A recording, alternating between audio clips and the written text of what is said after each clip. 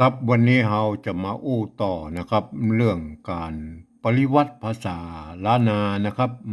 ในการเขียนข้าวก็ลงนะครับประกวดในวันพญาพรมวันที่12เมษาของทุกๆปีนะครับที่หน้าวัดสวนดอกนะครับเราจะมีการประกวดอ่าข้าวและกะโลงนะครับมันเป็นภาษาปริวัติ แบบที่สองและแบบที่สามนะครับเฮาอิงมาจากข้อตกลงของมหาวิทยาลัยเชียงใหม่นะครับชอ่าสภาวัฒนธรรมนะครับมชนะครับปี28นะครับเปิ้นตกลงกันไว้นะครับเพราะฉะนั้นเฮาก็ใจรักกันเดียวกันนะครับก็คือแบบสองและแบบสามนะครับแบบสองก็คือ ก็คือยืมเอาอักษรไทยนะครับมาเทียบเป็นอักขระล้านนานะครับอย่างนี้นะครับตัวเขาจะยืมยอยักษ์นะครับเห็นไหมครับเนี่ยตัวนี้ยืมยอยักษ์เนี่ยนะครับมาเทียบเป็นตัวเนี้ยนะครับเนี้ยนะครับตัวนี้ตัวเนี้ยนะครับเนี้ยนะครับไม่ใช่ยะนะเนี้ยเนี้ยนะตัวยอยักษ์เมืองนะเห็นไหม อันนี้เปิ้นเทียบมาตั้งแต่ป้าอุ้ยเอ่อรุ่น200-300 ปีแล้วนะครับรุ่นคนเฒ่าคนแก่เปิ้นเทียบมานะครับผมไม่ใช่ได้บอกว่าคนเดียวนะครับเปิ้นมาเทียบมานะครับมันแล้วก็มันมีตัวยะนำตัวนะครับ ตัวยะนะก็คือเปิ้นเอาตัวอยเนี่ยก็เทียบนะครับเห็นไหมครับผมไม่ใช่ว่ามาอู้คนเดียวนะครับอันนี้เปิ้นเทียบมาตั้งแต่โบราณแล้วนะครับเพราะฉะนั้นเราก็จะต้องเขียนไปตามนั้นนะครับแต่ในสมัยบัดเดี๋ยวนี้ก็ยังเขียนมั่วกันไปมั่วกันมานะครับก็เขียนไปเรื่อยนะครับเฮามาอู้กันนะครับเฮาเอามาเป็นอย่างนะครับอย่างอย่างเช่นตัวอยเนี่ยตัวยะเนี่ยนะครับตัวยะเนี่ยครับเนี่ยตัวยะ ตัวยะเนี่ยเปิ้นก็เฮาเทียบมาเป็นตัว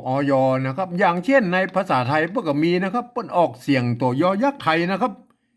อย่างเช่นอยู่ยาอย่างอยากนะครับเห็นไหมอยู่ยาอย่างอยากอยู่นะครับ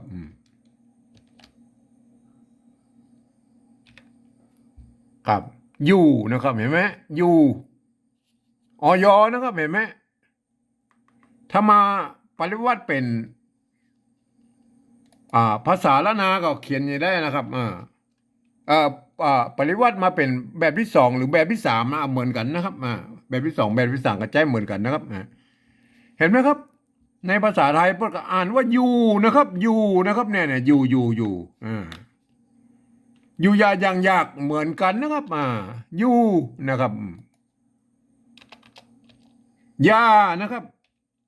อืมเห็นไหมยายานะครับปริวัติมาเป็นยังไงครับยาเห็นไหมอยู่ยา ยูยาเห็นไหมตัวอยนะครับภาษาไทยพวกห้องว่าอ่านว่ายานะครับเอาละครับย่างนะครับย่าง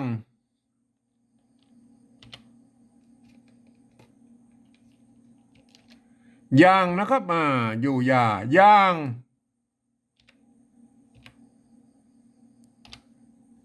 ในปริวัติภาษาไทยพวกเนี่ยอยู่ยาอย่างอยากนะยากนะครับอยาก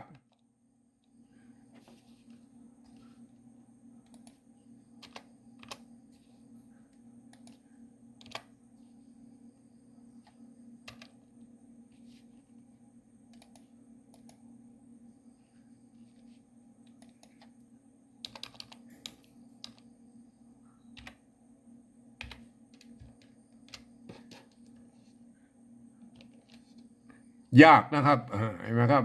อยากเอาปริวัติมาเป็นอืมอยากก็คือเนี่ยฮะอยู่ยาอย่างอยากนะครับเนี่ยเห็นไหมภาษาไทยพวกเราเปลี่ยนฮะ ทีนี้เราก็มีปัญหาอยู่ว่าถ้าในภาษากำเหนือเนี่ยคำว่ายาเนี่ยยืนเนี่ยเขาจะเขียนอย่างใดนะครับ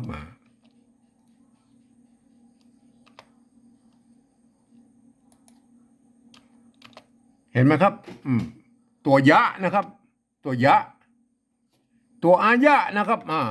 อ่านใส่ไม่กาไปอ่านว่ายานะครับยานะครับตัวเนี้ยนะครับตัวเนี้ยยอนะครับตัวเนี้ยนะครับใส่ไม่กาเข้าไปอ่านว่าญาญายอญานะครับญาญานะครับอ่านว่าญาตัวนี้อ่านว่ายานะครับยาเห็นไหมฮะอันนี้มันยอนะครับญาอันนี้ยานะครับเห็นไหมครับทีนี้เฮามาปริวัติแล้วครับเฮาจะเอาอย่างใดนะครับถ้าเฮาเขียนปริวัติไอ้ตัวเนี้ยนี่เฮาก็ใส่ไม่กาเข้าไปนะครับเห็นไหมครับตัวนี้มันอ่านว่าญานะครับญานะครับอันนี้ใส่สระอาเข้าไปนะครับเห็นไหมครับอ่านว่ายานะครับยานะครับโฮงยานะครับโฮงยาทีนี้เขาโฮงยาเนี่ยเขาเขียนได้แล้วครับมันก็จะต้องเขียนอย่างนี้นะครับเห็นไหมอันนี้ถ้าใจอันนี้โฮงยา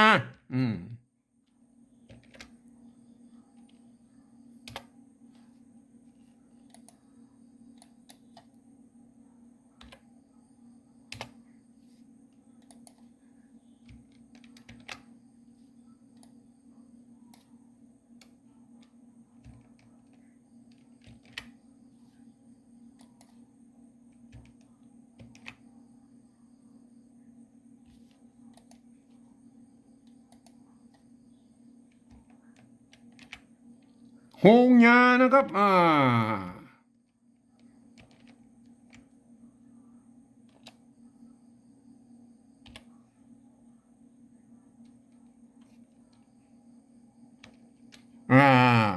ถ้าเขียนแบบเชียงใหม่เปิ้นใส่ไม้กงนะครับไม้กงนะครับถ้าก็เขียนทั่วไปแบบเมืองน่านเมืองแป้เปิ้นก็บ่ต้องใส่ไม้กงนะครับโฮงเนี่ยสระองเนี่ยนะครับเชียงใหม่เปิ้นนิยมมา2 ไม้ครับผมก็เป็นคนเชียงใหม่นะครับก็เขียนตามแบบเชียงใหม่นะครับโฮงนะครับแม่โฮงยา อันนี้โฮงยานะครับโฮงยา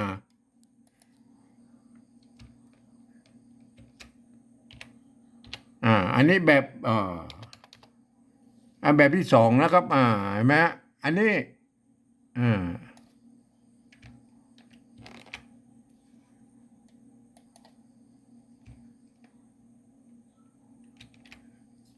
อ่า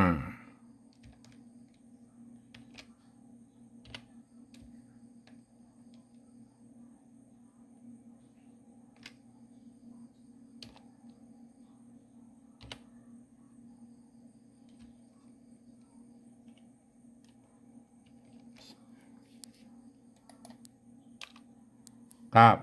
อันนี้นะครับเห็นไหมอันนี้โฮงยาโฮงยาอืม โทษครับ อันนี้โฮงยานะครับโฮงยาเห็นไหมโฮงยาอันนี้โฮงยาเห็นไหมเวลาเราเขียนปริวัติแบบที่2หรือแบบที่3เนี่ยเหมือนกันนะครับ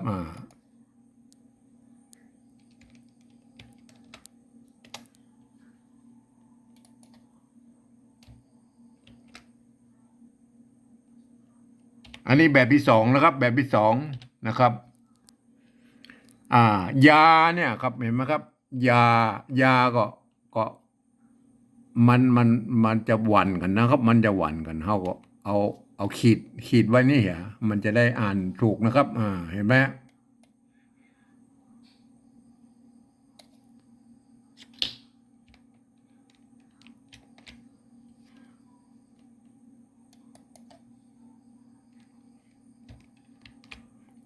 เห็นไหมครับ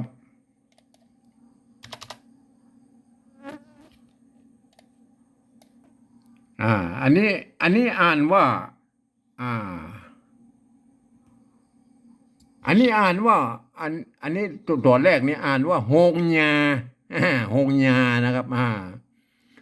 ตัวหลังนี่อ่านว่าโฮงยานะครับเห็นไหมอันนี้แบบที่2นะครับแบบ ปริวัติแบบที่สองนะครับทีนี้เราจะปริวัติแบบที่สามไว้ได้นะครับ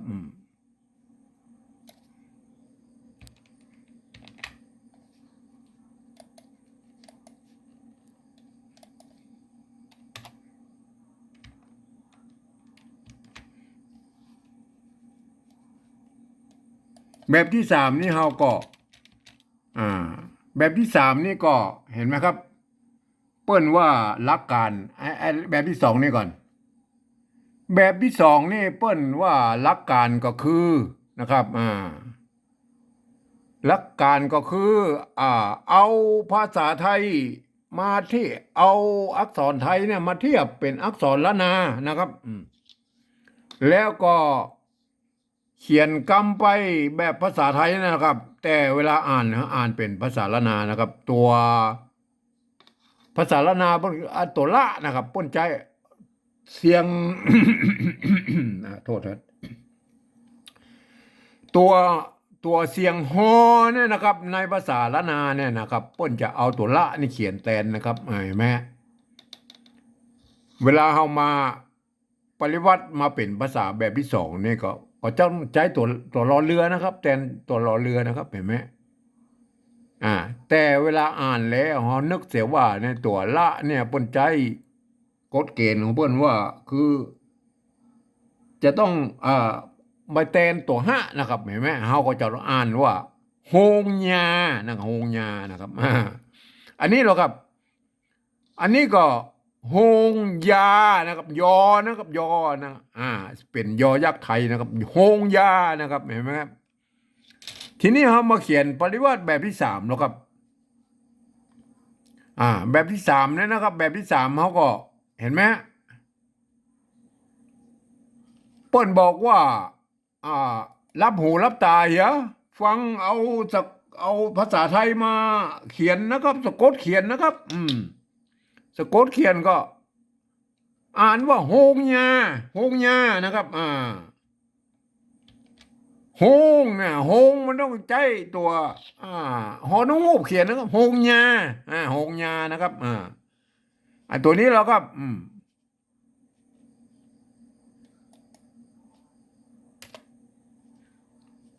โฮงยานะครับโฮงยา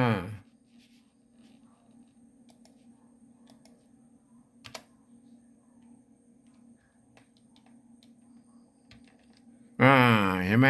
ตัวนี้ก็ต้องเขียนมาเป็นอย่างนี้นะครับเห็นไหมโฮงยาโฮงยานะครับอันนี้โฮงยาอยนี่ต้องอ่านว่าเสียงยอนะยอยักษ์นะครับยานะครับโฮยานะครับทีนี้มันละกรรมอื่นๆเนาะยังมีเยอะแยะนะครับเรามาเทียบกันนะครับอย่างเช่นคำว่ายืนนะยืนเขาจะเขียนได้นะครับยืน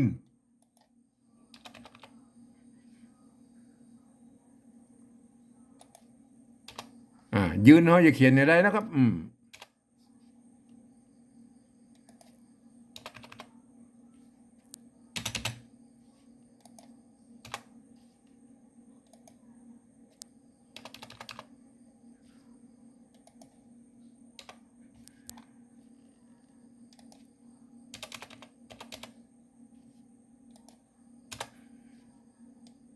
ยืนนะคำว่ายืนนะครับเขาจะเขียนได้นะ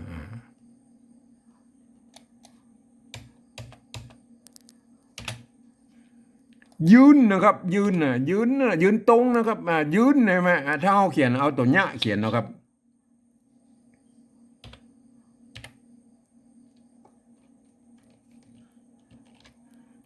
ตัวนี้อ่านว่ายืนนะครับยืนยืนยาวนะครับยืนยาวก็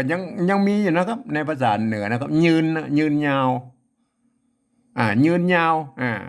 ก็ยังพอมีใจอยู่นะครับเขาว่ายืนนะครับยืนยาวนะครับแต่เฮาว่ายืนตรงเนี่ยนะครับยืนตรงเนี่ยมันก็จะต้องใช้ตัวเขียนนะครับเห็นไหม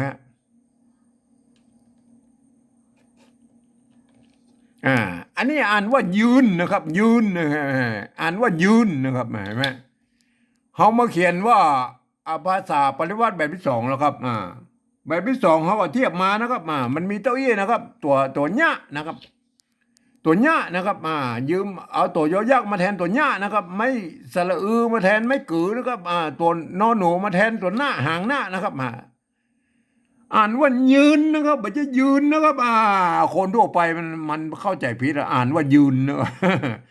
ยืนอ่านว่ายืนนะครับแล้วตัวอยแล้วครับอันเนี้ยตัวข้างหลังเนี่ยตัวข้างหลังนี่ก็อ่าใส่แม่เห็นไหมยืนนะครับเห็นไหมอยเนี่ยอยอ่านว่ายืนนะครับเห็นไหมยืนอ่านว่ายืนนะครับอันนี้เราแบบที่สามเราแบบที่สามก็เหมือนกันนะครับบ่มีเปลี่ยนแปลงกันยืนยืนนะครับยืนนะครับยืนอันนี้ก็อ่าอันนี้ก็ยืนนะครับยืนนะครับเห็นไหมยืนนะเห็นไหม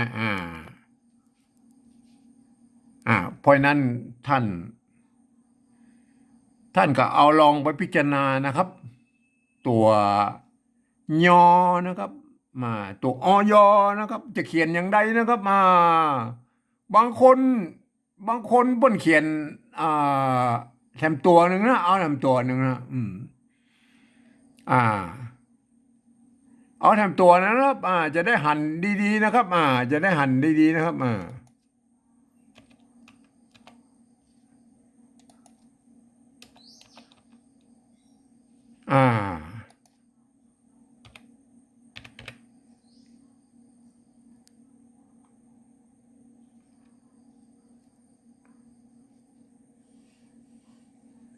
ขี้ย่านนะครับขี้ย่าน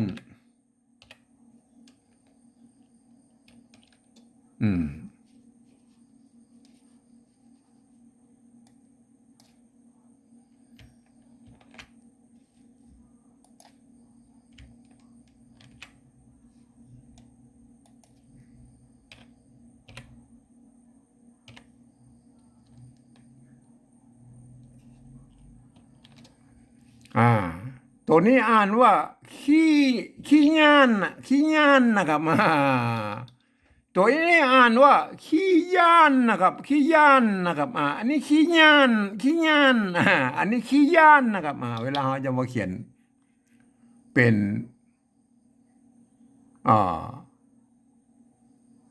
ภาษา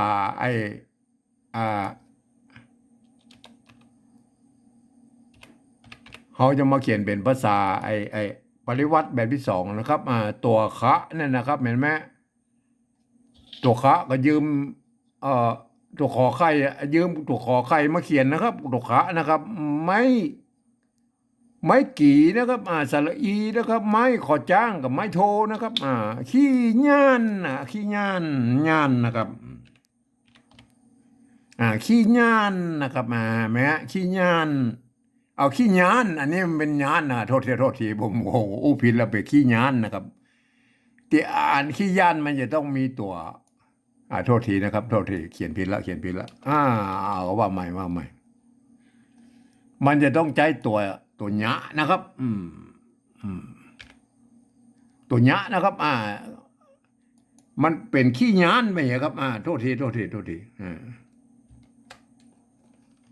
มันจะต้องใช้ตัวหยะนะขี้ย่านนะครับขี้ย่านนะครับ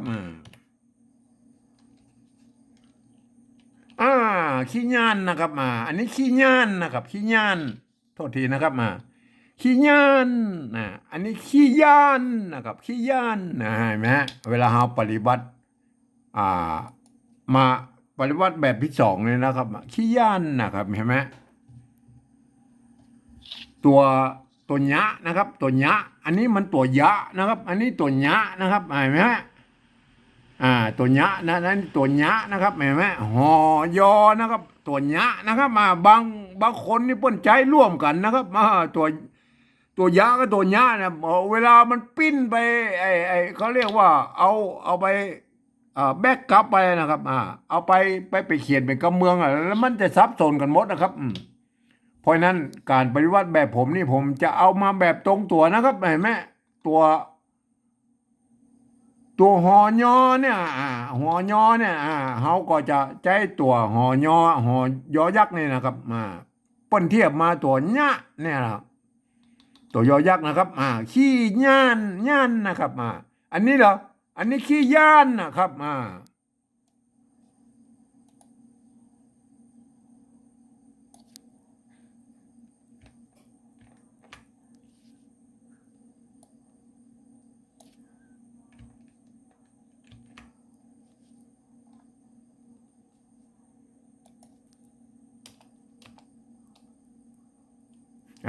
อันนี้ขี้ย่านนะครับ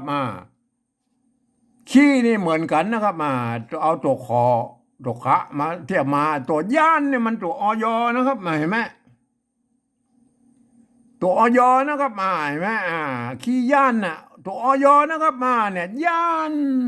เห็นไหมแต่เวลาเฮามาเขียนนี่มันก็จะมันก็ผสมประสานกับมันอ่านบ่ฮู้เรื่องนะครับเพราะนั้นผมก็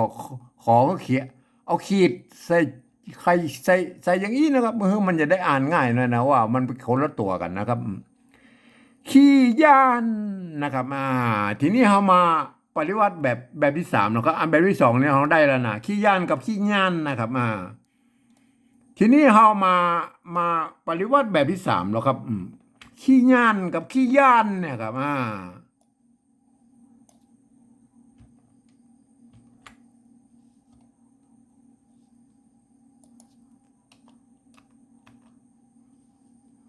เห็นไหมเอามาอู้ถึงปฏิวัติแบบที่สามแล้วนะครับปฏิวัติแบบที่สามก็คือ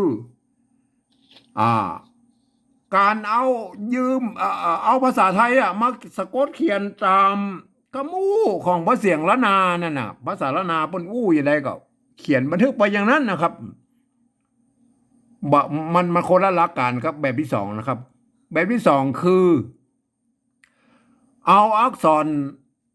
ไทยเนี่ยมาเทียบเป็นอักษรล้านนาแล้วก็ประกอบคำขึ้นมาแบบภาษาเนี่ยแบบภาษาไทยนี่แหละแต่อ่านคืออ่านว่าเป็นนึกเสียว่าอักษรเหล่านี้เป็นอักษรล้านนาก็อ่านว่าขี้ยาขี้ย่านขี้ย่านนะครับเห็นไหมขี้ย่านนะครับเวลามาเป็นภาษาแบบปริวัติแบบที่สามเนี่ยก็คือเพื่อเอาอ่าภาษาไทยนะครับภาษาไทยมาสะกดเขียนตามสำเนียงกำอู้ของภาษาละนาคนละหลักการกันนะครับเพราะฉะนั้นภาษาไทยเนี่ยเปิ้นระบบ5 เสียงนะครับเปิ้นบ่สามารถที่จะมาเขียนระบบ6 เสียงของภาษาละนาได้นะครับก็คือเสียงโทพิเศษนะครับไอ้2 ตัวเนี่ยนะครับมันก็เป็นเสียงโทพิเศษนะครับหรือโทเมืองนะครับวัดพระสิงห์เปิ้นฮ้องว่าเป็นเสียงตรีเพี้ยนนะครับก็แล้วแต่จะฮ้องกันไปนะครับ แต่มันก็คือเสียงระหว่างโทปกติและโทเสียงตีนะครับมันก็จะอยู่ในกึ่งกลางนั่นนะครับขี้นะครับเห็นไหมถ้าแบบนี้เหรอแบบนี้ภาษาไทยเพิ่นอ่านว่าขี้นะครับขี้เสียงโทปกตินะครับเพราะฉะนั้นจะให้มันเป็นเสียงโทพิเศษได้อย่างไรนะครับ ผมก็เอาจุดประดับเข้าไว้นะครับเห็นไหมครับบังคับเลยนะครับว่าอันกรรมที่มีจุดประดับไว้นี่ให้อ่านออกเสียงโทพิเศษนะครับ หรือโทเมืองนะครับ อ่านว่าขี้นะครับไม่ใช่ขี้นะครับอันนี้ก็เสียงโทพิเศษเหมือนกันนะครับย่านย่านก็ใส่จุดเข้าไปนะครับขี้ย่านนะครับเห็นไหมไอตัวหลังนี่นะครับตัวหลังนี่ก็ขี้ขี้นะครับขี้เห็นไหมขี้เสียงโทพิเศษนะครับขี้ย่านนะครับ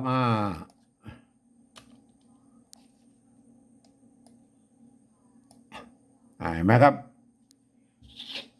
ขี้ย่านนะครับบางคนจะออกเสียงย่านนะครับย่านบางคนป่นก็เขียนมาอย่างอี้นะขี้ย่านนะครับเห็นไหม เวลาแบกกลับไปแล้วเราไม่จะได้ต้องใจตัวเนี้ยนะครับแบกกลับไปมันจะได้เป็นขี้ย่านนะครับเห็นไหมอ้าวก็ไปพิจารณากันนะครับว่าท่านจะเอาเสียงใดนะครับท่านจะเอาเสียงใดหรืออ่านออกอย่างใดนะครับเห็นไหมขี้ย่านขี้ย่านหรือขี้ย่านหรือขี้ย่านนะครับขี้ย่านเห็นไหมก็เอาไปพิจารณากันเองนะครับเพราะว่าตัวอยกับตัวตัวกับตัวยอเนี่ยตัวยอตัวยอก็ตัวยอเนี่ยเห็นไหมมันซับซ้อนกันนะครับ เพราะฉะนั้นก็ให้ท่านไปพิจารณากันเอาเองนะครับแต่เวลาเขียนประกวดอ่าข้าวและกระลงเขียนมาประกวดจะต้องเขียนอย่างนี้นะครับเสียงโทพิเศษจะต้องมีจุดนะครับจะต้องมีจุดนะครับแต่ไอ้ที่ท่านเขียนตัวไปต้องย้ายใครจะเขียนได้ก็ตามใจนะครับ แต่เวลาเขียนมาประกวดข้าวและกระลงที่อ่าหน้าวัดสวนดอกวันที่12จะต้องเขียนอย่างนี้นะครับครับวันนี้ก็ขออู้กันแค่นี้ก่อนนะครับขอบคุณครับ